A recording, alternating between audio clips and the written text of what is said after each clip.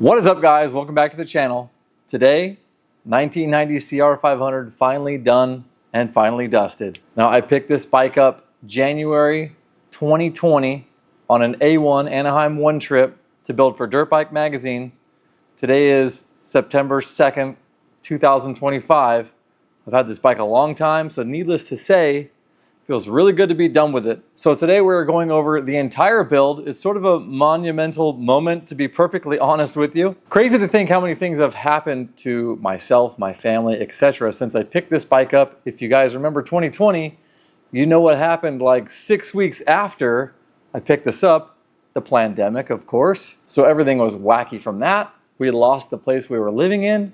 We ended up moving 6 times in 18 months. We left California, came back to Idaho, had a baby, lived in a trailer at one point, flat broke a couple times in the middle, chasing this dirt bike dream, etc. And so while no bike should take this long, in fact, most of the builds take anywhere from 4 to 6 months when they're for a customer, it's finally done.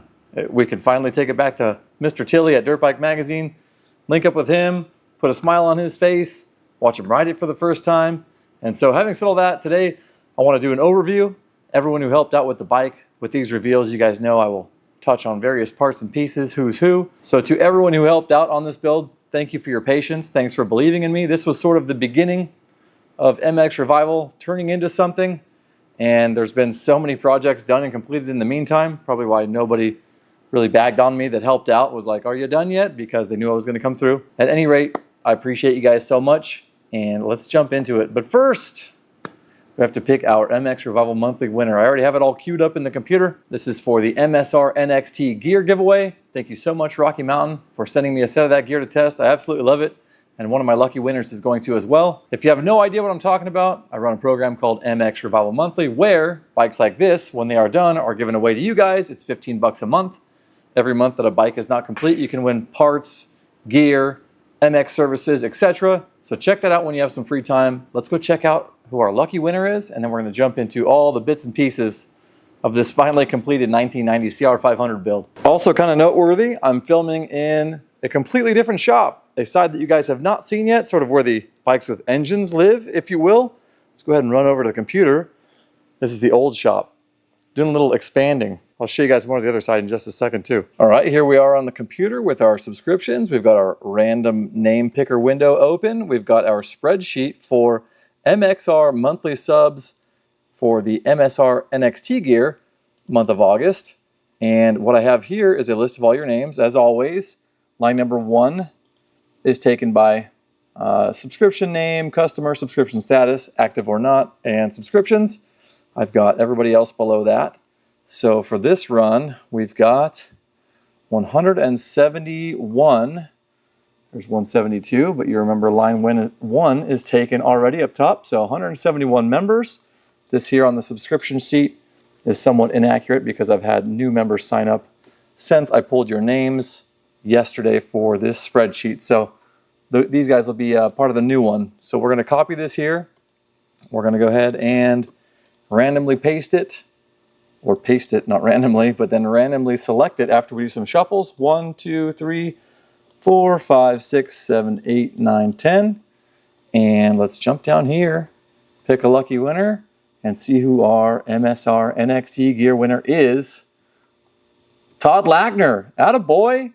Congratulations, dude. I'll reach out to you and I will get you set up with your gear. We can get your name and number on the jersey, all that sort of thing, get your sizes. Todd, huge congrats on your win. I'm pumped for you. I've probably got 7 to 10 hours on this gear now since I was given a set by Rocky and I first showed it to you guys announcing that giveaway.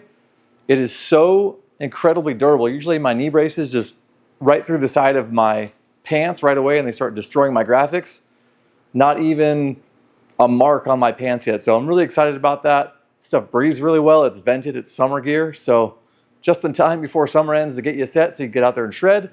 Let's go ahead and jump in to the CR500 down here. There it is, the old Warthog. Guys, if you've been around since the beginning of this bike, thank you too.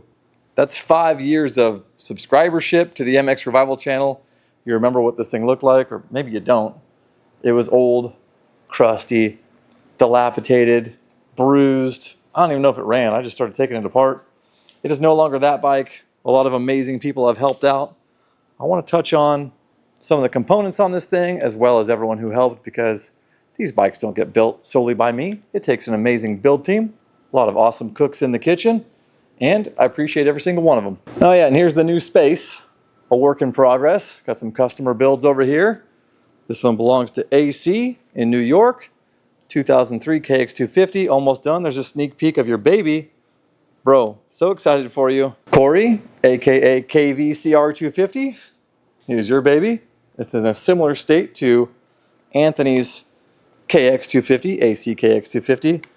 That is the last 5-year, like the 500 project I have here. It got caught in all the move, all the shuffle, all the other stuff as well. And anyways, that's not what this video is about, but a lot of cool stuff to look at in here. Finished bikes. Cam's bike will be back on that soon. We got a restyle coming for the DRZ 400. We got a RMZ 500 two-stroke AF coming. Stay tuned for that. Should be pretty wild. This thing, let's do it. Must have said that 7 times already. We'll start up top here. Controls. Jason Gerald, Phoenix Handlebars, buddy. We started this bike so long ago that you don't even make a 7/8 bar anymore. Crazy, man. So this, you can't get these anymore. Sorry guys, but Jason does have a lot of really great options and revised bends nowadays for his handlebars, and they only come in a 1 1/8", which he calls the 1/18s. So these fit the old triple clamps just right. Also got some Phoenix grips. You guys already know I freaking love these things. I use them on all my personal bikes. Super soft, super tacky, come with free gold safety wire. Jason, you're on to something sweet, man. Awesome company. Thank you for being a part of everything I do and being a buddy from back home. We've also got a killer ZRT throttle in here. Sorry you guys can't see it. It is basically a aluminum throttle tube, CNC cut. It's got bearings in each end that are affixed into the housing on one side. Actually trim your bar on the other end and put a bearing insert in there, so the bar cannot physically touch the inside of the throttle tube. So very, very smooth and also indestructible. I had one of these on my RMZ for like 5 years. Never broke it. You could give this thing a slap and it would spin for like 15 seconds on its own when it wasn't hooked up to all the cables, etc. Very nice piece. Thank you, Tommy, for being a part of this. So this thing was apart for so long, and because I lived in 2 different states, I actually had to get 2 different coaters involved. So my buddy Jared at Apex Coatings did a lot of the Cerakote on the brakes, and he did the white mainframe down here, gorgeous Honda white. Then Dean over at Fast Blast, who's near me now, did a lot of other stuff. Actually, I think we redid a set of the brakes. He redid some other bits and pieces for me. We did the axles in black because they came back really crappy from zinc. Good way to mix it up. Various things here and there. So thank you both very much for being a part of this. Jared, you especially for waiting 5 years to see the damn thing done. I have a crazy story about the suspension. The first set was actually stolen. We'll get into that soon. Just like I said, so much stuff happens in a 5-year span. It's unbelievable. The company that stole it doesn't even exist anymore. Much like the handlebars that Jason no longer makes, and much like Jared at Apex now owning a heavy equipment operating company. He's moving earth for a living, so not even sure if he's doing coatings still. But before we get there, DeCal Works, as always, help me out. We just wanted a very simple red, white, and blue Honda HRC, just something clean, a little bit timeless.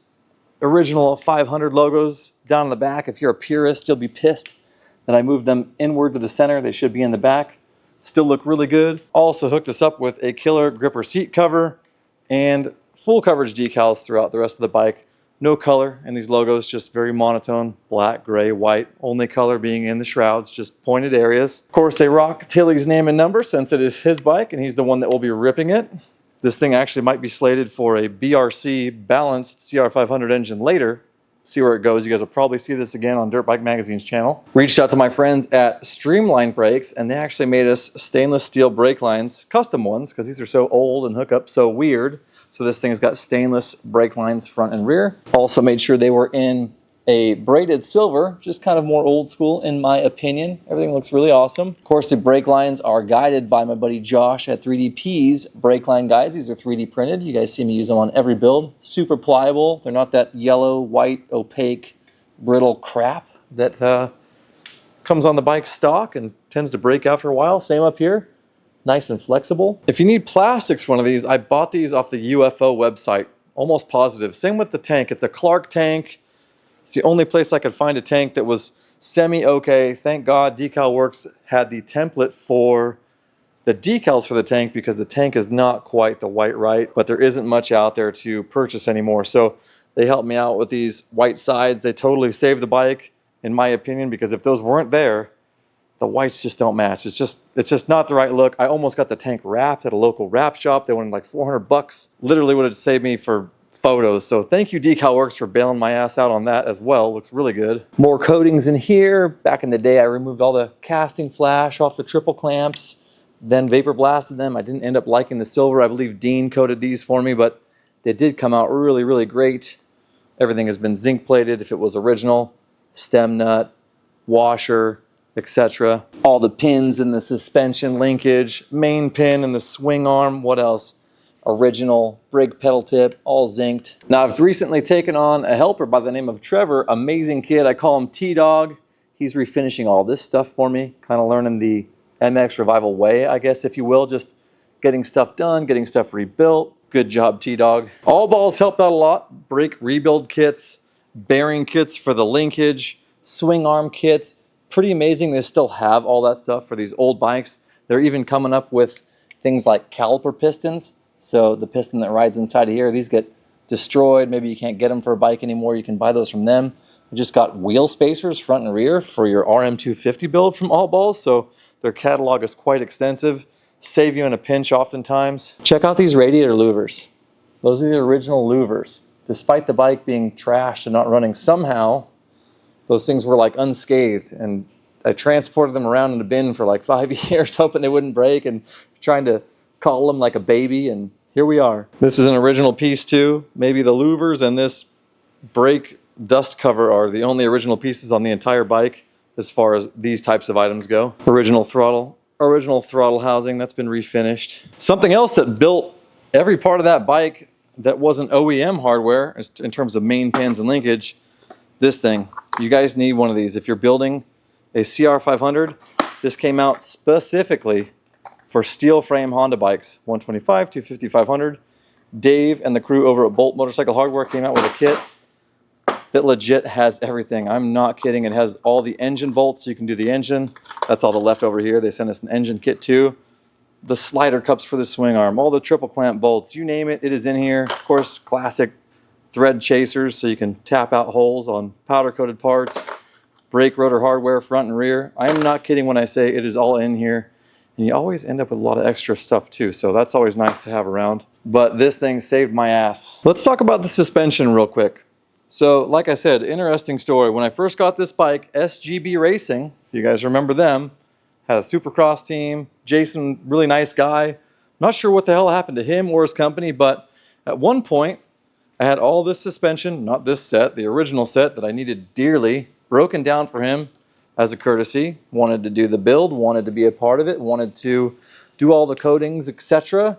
And basically closed his company, strung some people along, and I don't know if he had a lawsuit or what the hell happened, but disappeared with suspension. So no suspension for the bike. Now that's another reason why you don't take so long to finish things, because that's 100% my fault that that even happened. I take full responsibility for that. If I had been more on the ball with this, despite all the things that happened, the suspension probably would have come back. Not to worry though, my buddy Brandon at AHM saved the day. I don't know where he found it. I don't know where he sourced it. This stuff is really hard to get. He found 1990 CR500 forks and a 1990 CR500 shock. Then the clevis on the shock was bent. So first set stolen. Brandon comes to save the day. Don't know what color this is. It's absolutely gorgeous. He killed it on the suspension. Black clevis, etc. Then he's got that to deal with. The stuff's broken. It doesn't even work. Then he refinishes it, gets it turnkey, valved and sprung for Tilly so he can hit some jumps on this bad boy. Comes out amazing. I can't tell you how many times AHM has saved my ass as well on suspension sets, or made me look like some kind of hero. So Brandon and crew, I appreciate you. Brandon, if you're watching this, I hope you're healing up. Brandon had a really terrible accident, and I look forward to working with him again in the future. He basically hit his head really, really hard, had a traumatic brain injury. So, buddy, again, if you're watching, I appreciate everything you do for me. I think about you every day, and thank you so much for bailing my ass out on this 500. I still wonder where that suspension ended up. Like, does somebody have it? Did it go in a dumpster? No idea. I'll never find out, but it's just one of those things, right? Now, if you guys might also remember, when I acquired this CR500, it came with a 2002 CR250. I was supposed to build them at the same time. This color theme actually is because the CR250 was white with the same wheel set, same colors, everything. The 250 got finished like years ahead of this. That thing's probably ready for another revival by now, if I had to guess. But on that note, at the time, I had these wheels built from my friends at SM Pro Platinum in the United Kingdom. You guys see these on the website all the time. It's a really cool matte silver. It's got like a little bit of a texture to it. I thought this was really unique, and the CR250, which we called T1000, the whole bike, the concept was vapor blasted, everything. Everything I could blast was blasted, so it was very liquid metal. That's why we called it T1000.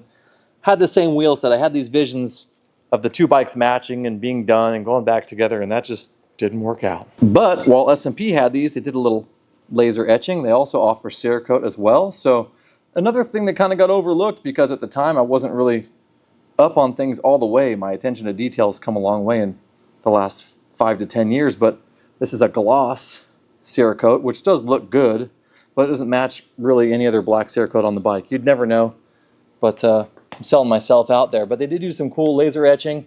That's just one of those bike build details. In the end, everything looks cool, right? Then again, Brandon hit the lower lugs with some Cerakote as well in a gloss, so that works. I didn't ask for that. Another thing about being scattered, you can see the spacers are matte black. Basically another byproduct of, you know, things happening in a scattered fashion. So it does look sick. You can build bikes any way you want with a bunch of different colors. It never looks bad, but you know, I probably would have done things a little bit differently. There's even things about my style that have changed since I started building this particular bike. But like I said, everything still looks really good. My friends at Dunlop, some MX34s. My favorite tire by far. This thing hooks up amazing. It's what I personally use. Got to have Dunlop tire stickers if you're going to do a build of any kind. They make the bike pop. Don't worry, we're getting to the core of this monster. Something very special went down with the engine from Adam Millar at MRE. We're almost there. In the meantime, got some massive Fastway foot pegs. There's some more zinc, all this stock stuff here. Massive Fastway foot pegs. These things are like adventure pegs, so that'll be really nice out on the track. I need to get me some of them. All right, where are we going next? I wanted to show you guys something that I had made, and at the time was really hoping that this would be something that would come to fruition for you guys. Back in the day, these came with plastic hub covers, and of course that's an obsolete Honda part. A buddy of mine at Legacy Carbon Fiber, before he also closed his doors, again, a lot of stuff happens in 5 years, maybe this custom carbon fiber hub cover. So it's a one of one. It's going to be Tilly's. It looks really, really good. If any of you guys want to pick up the slack, I think you should. He also made me what I call the snail. These 500s had this little steel piece that covered up, as you can see, the rear mount of the silencers. Just a really odd piece that you don't see anymore, and I thought it'd be really cool to make that out of carbon, and he did. So Tilly gets one of those as well. Now you guys can't see it, but he also made me some carbon fiber head stays. So the back of this cylinder has some carbon fiber engine mounts on it. Let's see if I can get up in there. No, you can't see them. Dang it, they look so good. On that note, for photos with Dirt Bike Magazine, in my opinion, this bike looks the best when the tank and seat are off. There is so much awesome vapor blasting, carbon fiber, fathead cylinder head underneath this tank that I think I'll probably pop this sucker off. The frame's nice and white. The radiators are deep dark black. It just looks like very artsy. So look forward to pulling this tank off when we get to the photo studio, because I really want to highlight all the awesome people that are hidden under there, like you, Luke. Now these air boxes, as you might imagine, pretty thrashed for being a 1990. I actually used a heat gun and applied some heat, gently of course, to any of the areas that were kind of beat up down underneath, on the sides over here. And I don't know if it's oils or what it is that comes back out of the plastic. This works on almost every color, especially Yamaha blue that gets the white bend marks in it, but it deepens up the color. So all the black came back. That was really cool on the sides. I just used some 3-inch wide 3M walk strip. It's the same stuff that Anchor Tape uses, but they have real templates. I just laid these 3-inch strips across and use a razor blade to trim it. little extra grip, a little bit more modern looking. And of course it hides any burrs and scars that might have been there before. Now, sort of wrapping up the body and miscellaneous parts on the outside, I will say that eBay came in handy. Things like the chain slider, even found a rear rotor at one point for it. They still make that stuff. This guy here, I bought the wrong one twice from UFO. Their part number is incorrect, different shape, so eBay saved me on that. Also, Rocky Mountain. A lot of shopping at Rocky Mountain. OEM hoses, miscellaneous OEM hardware, things as the build progresses that you realize you don't have, or when you stick a bike in the bin for 5 years and you need parts that maybe you lost or whatever. Things like the Tusk shifter. They still make a shifter for this bike. I had T-Dog strip it, brush it. We kept the original tip because it looks really good. It matches nicely. So you can still get stuff like that for these bikes. Also, at one point, Tilly got a complete seat from Guts Racing, and I went to wrap it with a seat cover, and the seat cover didn't fit, and it was all stodgy in the back, and it looked weird. It just was not right. So I reached out to Anthony Moore, and he runs a company that sells a lot of vintage seat covers, gas tanks, vintage bike stuff in general. He's an amazing human being. He got me dialed in with the right seat foam. I guess the Guts one was like 91 and up. He could tell by looking at it. So thank you to Anthony. He's got some engine contributions we'll get to in a second as well. But that about wraps it up for the body. So let's go ahead and jump into that diamond in the center, the engine and exhaust package. Oh yeah, heart of the beast.